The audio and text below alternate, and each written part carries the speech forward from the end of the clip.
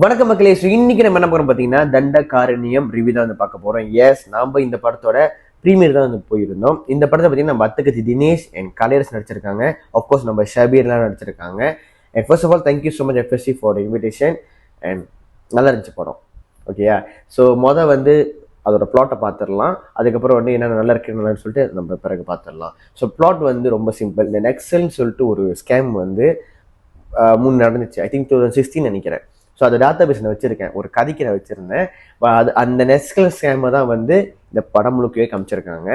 எப்படி அந்த ஸ்கேமை பண்ணாங்க, அந்த ஸ்கேமு வந்து இன்னும் தொடர்ந்து நடந்துகிட்டு இருக்கா, அந்த ஸ்கேமை வந்து ஒழிச்சிட்டாங்களா இல்லையா, அந்த செஞ்சது யாரு, மாட்டிட்டாங்களா இல்லையான்னு சொல்லிட்டு இது ஒரு பேஸ் ஆன் ட்ரூ ஸ்டோரின்னு நம்மள்ட்ட சொல்லலை, எண்டிங்கில் சொன்னாங்க.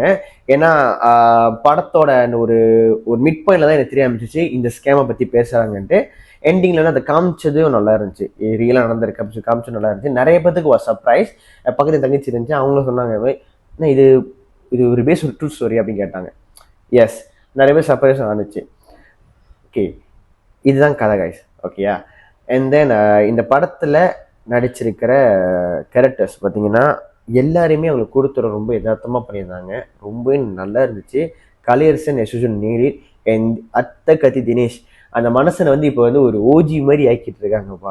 எப்படி சொல்றதுன்னா, அந்த மனசை அவன் நடிக்கிறாருன்னா எல்லா கேரக்டருமே வந்து கொஞ்சம் ஒரு தாடி, அந்த தாடி பற்றினா இங்கே கொஞ்சம் இருக்கும். அது கொஞ்சம் அப்படியே அந்த பாரிஞ்சிட்டு இருக்கல அவர் வைப் வந்து எனக்கு 100% கொடுக்குது. அண்ட் தென் நம்ம அவரோட பெர்ஃபார்மன்ஸ் ரொம்ப நல்லா இருக்கு. ஓகே, என்னால் யதார்த்தமாக இருந்துச்சு. அவர் கொடுத்த இன்ட்ரோவா இருக்கட்டும். படம் வந்து மச்சான் ரொம்ப அந்த கமர்ஷியல்ல டார்கெட் பண்ணல. ஓகே, இருக்க மாதிரி காட்டுவோம், ரியலிஸ்டிக்கா காட்டுவோம். ஃபைட் சீன்லேருந்து எல்லாமே அது எல்லாமே வந்து ரொம்ப ராவாக காமிச்சிருந்தாங்க. அது ரொம்ப எனக்கு பிடிச்சிருந்துச்சு. அதே மாதிரி நம்மளோட டான்சிங் ரோஸ் ஷபீர் அவர் நடிச்சிருக்காரு. அவரோட கேரக்டரோட அமைப்பும் ரொம்ப நல்லா இருந்துச்சு, டிஃப்ரெண்டாக காமிச்சிருந்தாங்க. அண்ட் அவர் சமீப காலத்தில் நிறைய கேரக்டர்ஸ் பண்ணிட்டு வராருன்னா எல்லா கேரக்டருமே வந்து ஒரு மாதிரி டிஃப்ரெண்டான ஒரு அப்ரோச் தான் அவரும் கொடுத்துக்கிட்டு இருக்கிறாரு. அவர் நல்லாவே பண்ணியிருக்காரு. நிறைய பேர் நிறைய பேர் நடிச்சிருக்காங்க வச்சுக்கோங்களேன். அந்த சைட் ஆர்டிஸ்ட் எல்லாம் எல்லாரையுமே அவங்க கொடுத்துறத வந்து ரொம்ப அழகாவே பண்ணியிருக்காங்க. They give their best of the பெஸ்ட்னு சொல்லலாம். அண்ட் படத்தோட பாடலுமே நல்லா இருந்துச்சு. உள்ளே வந்து நம்ம இளையராஜா பாடல் தான் வருது. அது எனக்கு எப்படி சொல்கிறது, மைண்ட் போகிறதே காப்பிரைட் தான். காப்பிரைட் கொடுத்துருவாங்களோ அப்படின்னு இருக்குது. பட் அது ரொம்ப ஓர்க் ஆயிருச்சு கைஸ். அந்த ஹூ பிரியா பிரியா அந்த பாட்டாக இருக்கட்டும், இந்த ஒரு சந்தேகம் தான் கொஞ்சம் அதிகமாகவே இருந்துச்சு. சரி, மனசை கொடுக்காம இருந்தால் எனக்கு ஓகே தான்டா அப்படின்னு இருந்துச்சு. இல்லை அவங்க காப்பிரைட் வாங்கி பண்ணியிருந்தாங்கன்னா ஓகேலா, ஜஸ்ட் நைஸ்லா. இல்லை லெட்டர்னு வந்து அது நல்லா இருக்காது இல்லை. ஏன்னா அந்த படத்தில் வந்து அந்த பாடல் ஒரு இடத்துல இருந்து வருது. அது அந்த இடம் வந்து ஹீரோயின் இன்ட்ரோன்னு வச்சுக்கோங்களேன். ரெண்டாவது அந்த ஹீரோயின் இன்ட்ரோ வந்து இப்போ நான் பார்த்துட்டு வந்த படங்களை பார்த்தீங்கன்னா அப்படிதான் பண்ணுறாங்க. அதாவது ஹீரோ காமிச்சிட்டே இருக்கிறாங்க, அவர் ஃபீல் ஆகிட்டே இருக்கிறாரு, கட் பண்ணி ஹீரோயினை காமிச்சிடுறாங்க. அது நம்ம இடையில வந்து மெட்ராஸில் பார்த்துருக்கேன், ரொம்ப நல்லா இருந்துச்சு. அதே ஒரு மெத்தத்தை இதுலேயும் ஃபாலோ பண்ணியிருக்காங்க, நல்லா இருக்கு. எனக்கு தெரிஞ்சு இந்த ட்ரெண்ட் எனக்கு கொஞ்ச நாள் ஓடணும்னு நினைக்கிறேன். ஸோ அந்த இடத்துல தான் வந்து அந்த பாடல் வருது. ஸோ எனக்கு ஒரு தாட் இருந்துச்சு, அந்த பாடலை தூக்கிட்டா நல்லா இருக்காது. ஓகே, மீட் பண்ண நல்லா இருக்காது. ஏன்னா அங்கே தான் ஹீரோயின் இன்ட்ரோ வருது. ஸோ அந்த விஷயம் எனக்கு அதிகமாக தோணுச்சு. அண்ட் தென் படத்தோட ஃபர்ஸ்ட் ஹாஃப் வரைக்குமே படம் வந்து அப்படியே ஸ்மூத்தாக நல்ல ஒரு ரேஜாக நம்மளை வந்து சீட்டோட முனையில் உட்கார வச்சுறாங்கன்னு சொல்லணும்.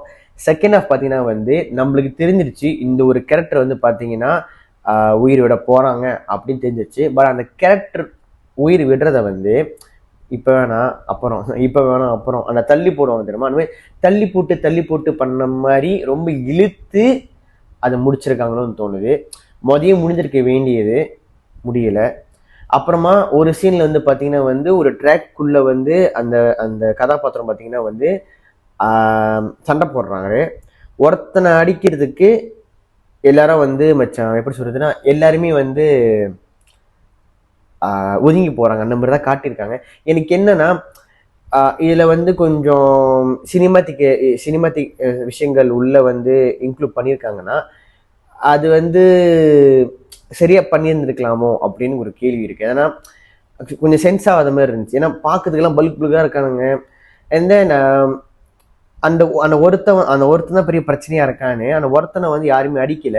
ஒருத்தன் மட்டும் தான் போய் வந்து அவனை தடுக்கிறான், எல்லாத்தையும் காப்பாற்ற வைக்கிற மாதிரி காமிச்சிருக்காங்க. அதே மாதிரி ஒருத்தனை வந்து கொலை பண்ண போகிறான். அந்த ஒருத்தனை வந்து பார்த்தா நினைச்சது இவங்க எல்லாரும் போயிருக்கலாம், பட் இவங்களும் வந்து அமைதியாகவே உக்காந்துட்டாங்க.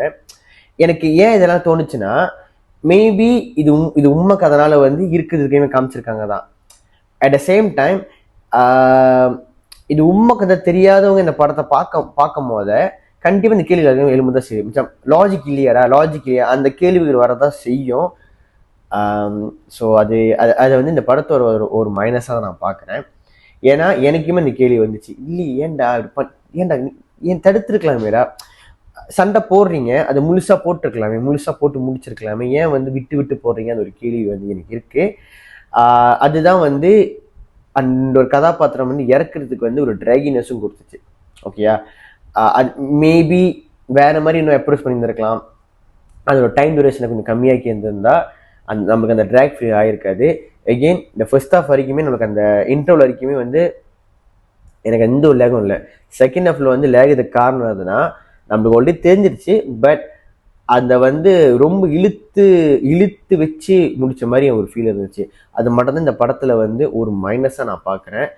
மற்றபடி வந்து எவ்ரிதிங் வாஸ் குட். ஓகே, ரொம்ப நல்லா இருந்துச்சு, நல்லா என்ஜாய் பண்ணி தான் பார்த்தேன். விஷுவல் ஸ்டோரி டெல்லிங்லேருந்து எல்லாம் பக்கா டாப் நாச் அழகாக பண்ணியிருந்தாங்க. அப்புறமா ஒரு வயசான தாத்தன் வச்சிருப்பாரு, அவர் பெர்ஃபார்மன்ஸ் ரொம்ப நல்லா இருந்துச்சு. Everyone the did their best out of best. நிறைய தேட்டரில் வந்து இந்த படம் ஓடணும், கண்டிப்பாக நீங்கள் பார்க்கணும். நம்மளுக்கு என்ன ஒரு ப்ளஸ் பாயிண்ட், நாங்கள் ப்ளஸ்ன்னு சொல்கிறத விட ஒரு வித்தியாசமாக ஒரு விஷயம் நாங்கள் அந்த டே வந்து நான் அனுபவித்தேன். எப்படின்னா ஸ்டார்டிங் வந்து ஃபுல்லாக இந்த படம் பார்த்தோமா, அதுக்கப்புறம் வந்து செகண்ட் படம் பார்த்தீங்கன்னா கிஸ் படம் பார்த்தோம். ரெண்டுமே நான் ஃபர்ஸ்ட் வச்சிருந்தாங்க. ஸோ ஒன்று வந்து ஃபுல்லாக வந்து ஒரு raw material based on true story, raw material. இன்னொன்று வந்து ஃபுல் அண்ட் ஃபுல் ஃபேண்டசி.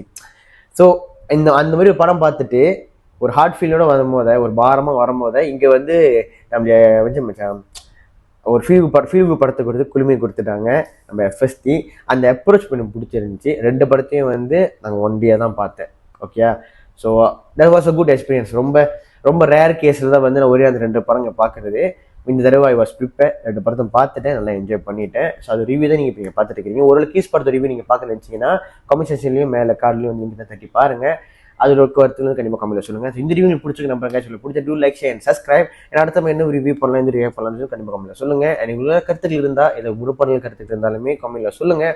கண்டிப்பாக பேசி டிஸ்கஸ் பண்ணலாம். ஹெல்த்தியஸ்ட் வே இன்னும் புதிய பார்க்கலாம். பாய்.